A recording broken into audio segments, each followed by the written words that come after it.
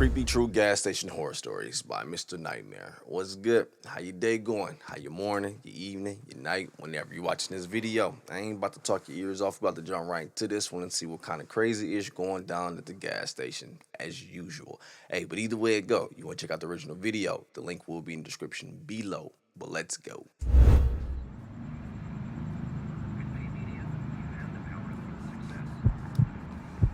Robert Clarke.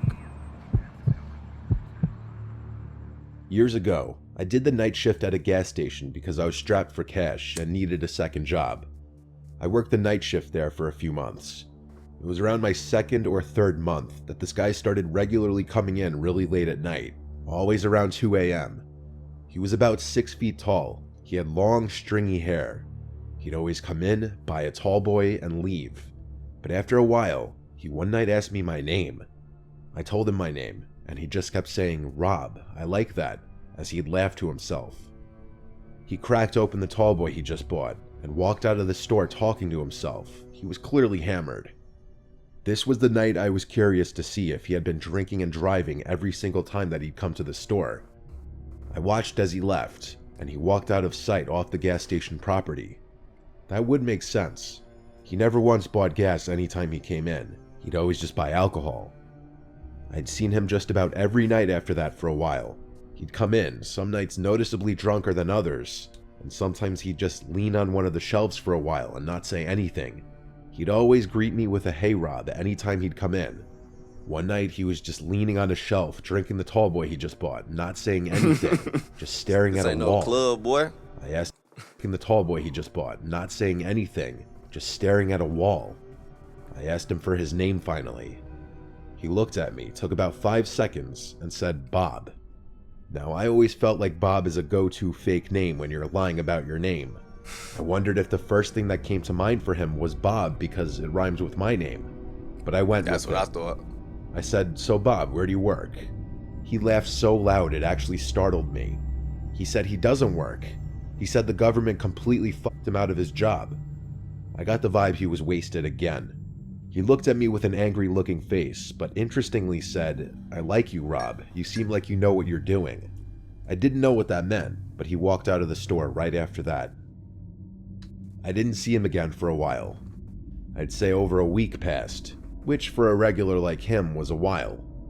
Bob always gave me this off, mildly creepy vibe.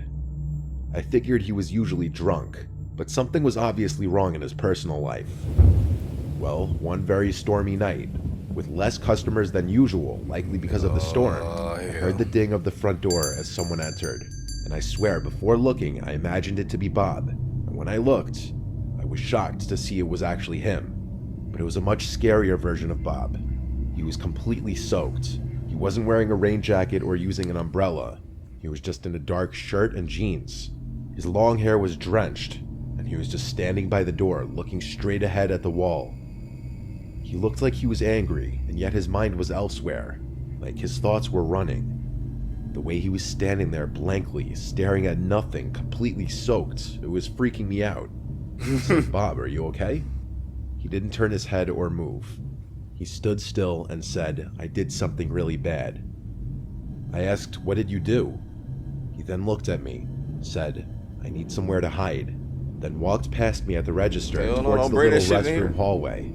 He disappeared behind the wall, and I heard one. Don't even tell me you did something bad. Don't bring it this way, doggy bone. He then looked at me, said, "I need somewhere to hide," then walked past me at the register towards the little restroom hallway. He disappeared behind the wall, and I heard one of the doors open and close. I was genuinely getting uncomfortable with Bob now.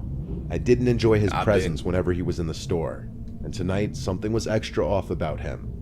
He seemed like a zombie, and that "I did something really bad" comment was incredibly creepy. Some time passed, and Bob never came out from the bathroom. I assumed he was wasted again, probably passed out or puking. Either way, I didn't want to intervene. And then, the next thing I remember, the lights to the place cut out, and the store was completely dark. I was standing in a pitch-dark gas station during a major storm with an unhinged drunk man. I used the flashlight from behind the counter to make my way towards the back of the store by the inventory storage and the panel board. The door to the back was in the same little hallway as the restrooms. As I walked by the 2 restroom doors, both of them were ajar, and Bob wasn't in either of them. I went through the door to the back. I was planning on going straight to the panel board, but I stopped when I heard a slight dripping in the room somewhere. Bob did that and shit. The squeaking of wet shoes. My heart sank into my stomach. I said Bob in a very weak and scared voice. I heard squeaks right to my left. When I pointed my flashlight in that corner, there was Bob, with his eyes opened wide, and he lunged at me and started screaming, "I'm gonna fucking kill you." I pushed him off of me as he was clawing at my back. I ran back through the door to the front of the store. He didn't follow me. I grabbed my rain jacket and ran straight to my car. I sat in my car as I dialed 911 and spoke to an operator. I stayed on the line with her, and it didn't take long for a couple police officers to arrive and go inside with me. Bob was still hiding in the back room, huddled in a corner, apparently like some rabid creature. His pupils were huge. I only noticed it then. He was on something. Hell yeah. They took him to the station after I told them that he lunged at me, threatened to kill me, and stated that he did something really bad earlier. I found out over a month later that this Bob guy's real name was Martin. He had brutally beaten his ex-wife to death. It might have happened on that same night that he came into the gas station. Long story short, I never wanted to work another night shift at any job ever again after this night. You can't say long story short at the end of a long story. All right, let's get back to the video.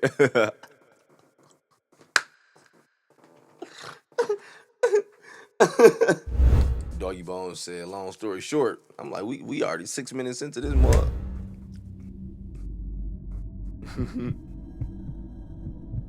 Maceo, M, Mattio M. I don't know. I've done a Oh no, that was super out of sync for me.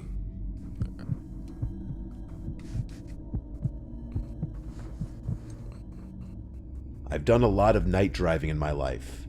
Not for work or anything. My old friend group and I would always just stay out till crazy hours when we were in our late teens and early 20s. I guess you could say we were the losers. We thought staying out till 5 a.m. every weekend hanging at parks or in parking lots was cool. Looking back, it was a stupid waste of time. Cool. But basically for that reason, I've done my fair share of driving at off hours in the night. And usually that's when the drunkos and crazy people are on the roads. It was a weekend night. It had to be approaching 4 in the morning. I wanted to go home. I drove one of my friends home from the park we were hanging out at. And before driving myself home, I had to stop for gas. I used to like getting gas at night because there would be no other cars in the way. I pulled into one of my usual gas stations not far from my parents' house. As I was walking to the building to pay, there was a short guy wearing a hood walking past me. He stopped in his tracks and stared me down as I walked past. I said, "What?" as I kept walking. He said nothing, so I kept walking. Typical crackhead. I went inside the building to pay the attendant for my gas. I also bought a lottery ticket while I was there. I came back outside and I hope it ain't a winner, because it sounds like you about to get robbed. I also bought a lottery ticket while I was there. I came back outside and started to fill up. I looked around, and as expected, it was a ghost town at this hour. Once done, I got back in the car and started driving home. Halfway home, I heard something behind me, in the car.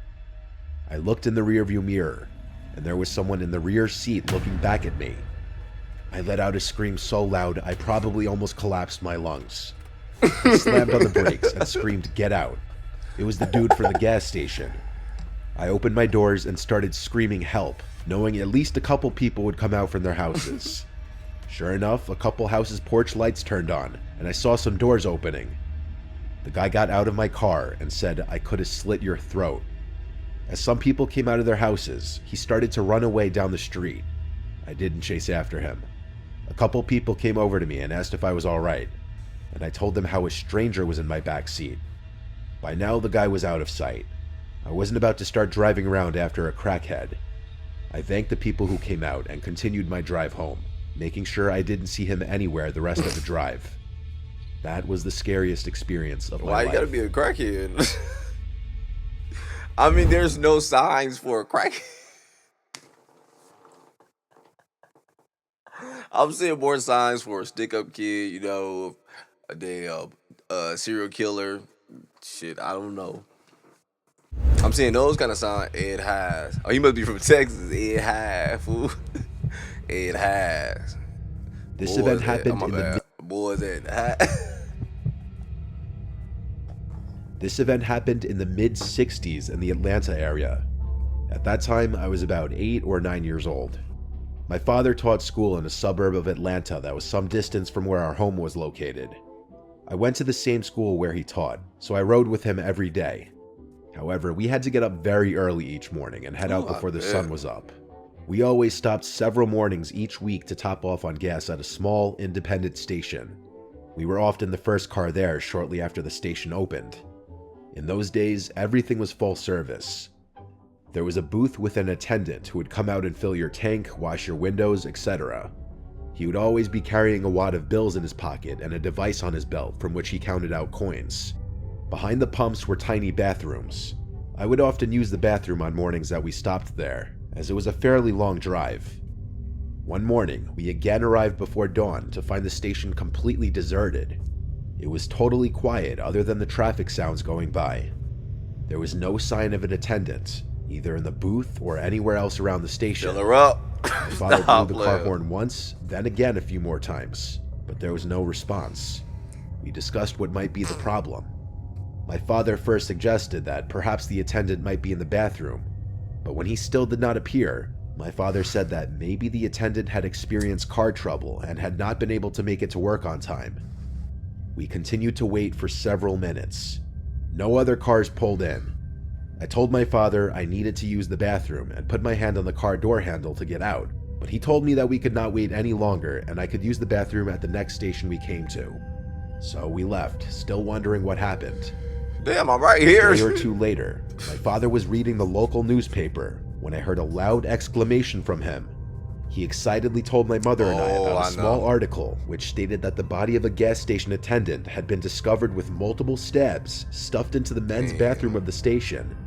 It was the station we always went to. The article said the motive appeared to be robbery, as all cash and coins were missing. Meaning, if the boy would have went to the restroom, the boy would have saw.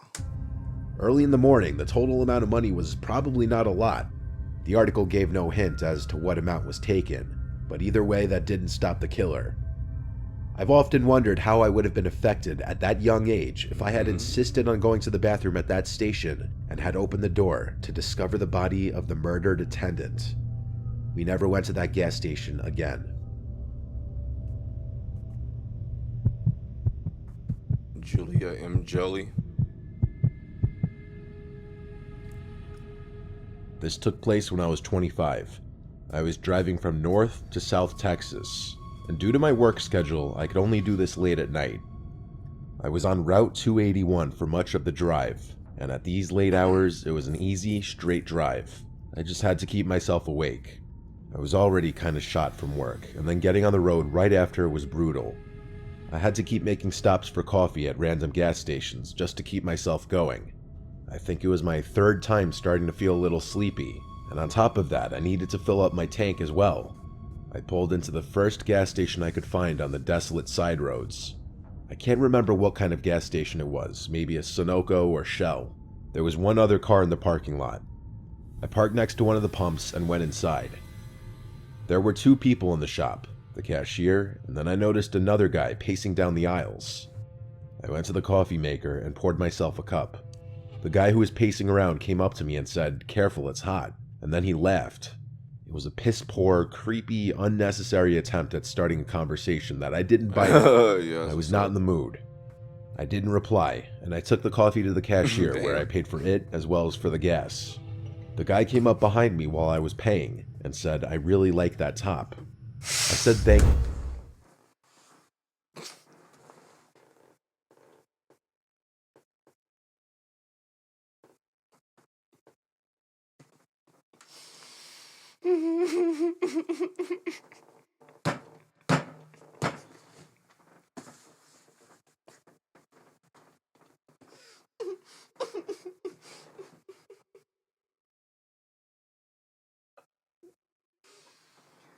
I try to be a true dog. That was just bad timing. I just took a sip of water in my mouth, dog. Hey, I really like that top, nigga. Appreciate it.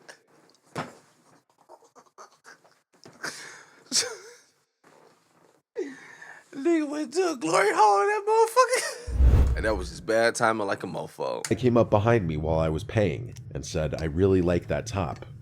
I said thank you just loud enough for him to hear. He followed it up with, "Where are you heading off to so late at night?" I was so annoyed by this point, I firmly asked him to leave me alone. The cashier was some 40-something-year-old Hispanic man. I wasn't sure how much English he understood, or if he was even reading the situation that was happening in front of him, but he was also a smaller, shorter man, and it was doubtful he was going to step in at all. The man behind me said calm down after I asked him to leave me alone. I left the shop without saying another word and went to my car. I heard the door open again a few seconds after I left the shop. I was next to my car now, preparing to fill up the tank. As gas started pumping into my car, I heard his footsteps on the concrete over on the other side of the Squirt pumps. dog. Then they stopped. When the footsteps stopped, I glanced over, and I noticed him, creepily standing on the other side of the pump I was using. He was quite literally just standing there watching me. He wasn't filling up gas. There wasn't even a car there. I started considering grabbing my pepper spray from my center console. The guy said, "Are you alone?" When he asked that, the gravity of the situation escalated greatly. I replied, "No, my boyfriend is in the car." I opened the door and quickly grabbed the pepper spray from the center console. I grabbed it and held it at my side, pretending to still be focused on pumping the gas. The man was inching his way around the gas pump, like he was coming around to my side. He said, "I don't see anyone in the car." I pulled out the pepper spray and aimed it up at the man, and he laughed and backed away. He said he was just trying to make conversation. He was walking backwards with his focus locked onto me still. I was just about done pumping gas. Then I felt and heard a clank. The gas stopped pumping. My tank was full. I had like $6 worth of change. I had to go back inside to get it. The man was in between the shop and I. I had to make a choice. That's $6. I need my shit. Wait, I missed the part, but again, was this a male or female? Just wondering. To get it. Fires the victim, the person pumping the gas. Was in between the shop and I. Not the weirdo. I had to make a choice. I made the decision to get my change. I had my arm up in the air still, pointing the pepper spray can at him. He continued to back away, chuckling. Get my $6, I was dog. safe. I Come turned on, my doggy back ball. to him and entered the shop. Doggy ball. Let me get two of the backwood.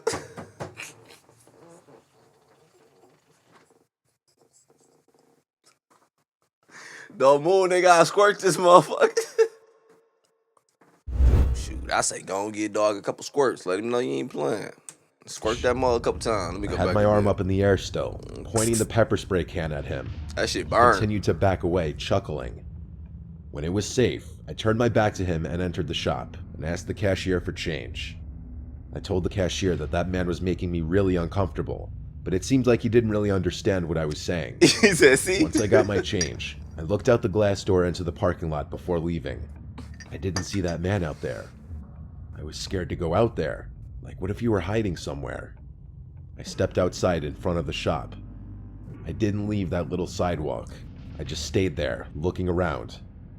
That man was gone, out of sight, which meant he was absolutely hiding. Eventually, a pickup truck pulled into the parking lot and pulled next to one of the pumps. A large man with a beard stepped out, and I went over to him asking him for help. I asked him to check if there was a man hiding behind my car. He was confused, but he did it for me. He got to the other side of my car, and he yelled, "What are you doing?" And there went that creepy man, hurrying away from behind my car. He started to run away into the darkness surrounding the gas station. I thanked that man so much, and he said in his thick southern accent to be careful out there. I left that parking lot in a hurry, and I continued the rest of my drive. That creepy man was 100% waiting to pounce as soon as I unlocked my car doors, and that's really disturbing to me. Hey, I'm about to go ahead and get up out of here. Glad nobody got hurt. Everybody made it home safe. Doggy Bone got her $6. I got to go back on that one and hear it and see if that was male or female. I want to hear it. But either way it go, though, go ahead and enjoy your day, your morning, your evening, your night, whenever you're watching this video. But I'm out.